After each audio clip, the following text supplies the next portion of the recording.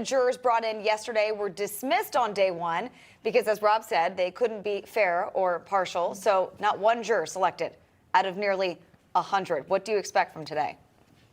Well, we'll be on our way to the courthouse again for day 2 of Joe Biden's trial. And all our legal team is asking for is a fair jury. Of course, they did file a motion to change the venue in this case, understanding that Manhattan is one of the most liberal places in America. And it's going to be incredibly difficult to get a fair jury for President Trump here, especially when he is the most famous person in the world. Everyone is going to walk into that courtroom with a preconceived bias. But not just that. When you look at the people who are leading this case, and we had a chance to sit in the courtroom and look at them in person yesterday, and it's so very clear that Alvin Bragg and the judge know exactly what they're doing. They know that this is an election interference case and an attempt to weaken President Trump and to confine him to this courtroom. You have a judge who donated money to Joe Biden's campaign, and you have a district attorney prosecutor in Alvin Bragg, who is a George Soros funded and appointed prosecutor who has spent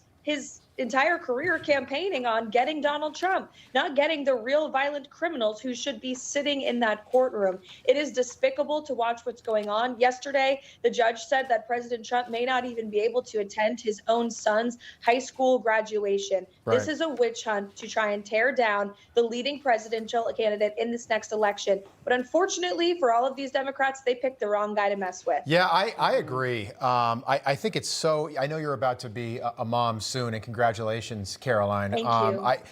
I could not imagine if your parents are able to be at your high school graduation, they're the only people, along with my siblings, that I wanted there. Mm-hmm. Absolutely. And you know, I think we all think of Donald Trump as this, you know, this political, presidential, you know, person who's immune from having basic human emotions.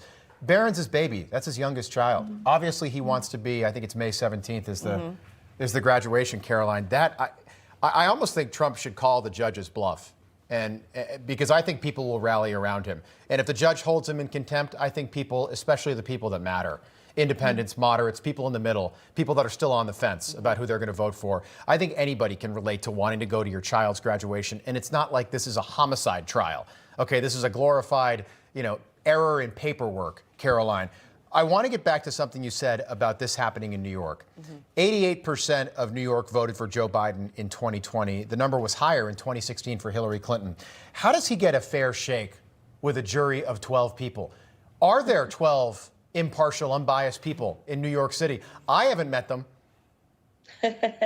Neither have I, and the legal team is going to try to find them, but it is going to be nearly impossible to get a fair jury in this case, just like it's going to be nearly impossible to have a judge who can honestly oversee the case when he himself has supported President Trump's political opponent in this next election. The entire thing is a sham. Not only are the corrupt actors who are bringing it forward doing it to interfere in the election, there is no legal standing or basis for this case. Legal scholars on both sides of the aisle, even those who have never been big fans of President Trump, agree with that sentiment. This case would have been laughed out of any other courtroom in America. In fact, it was actually referred to in the former DA's office as the zombie case, because no prosecutor in their right mind wanted to take it up because it's so difficult to prove these ludicrous allegations.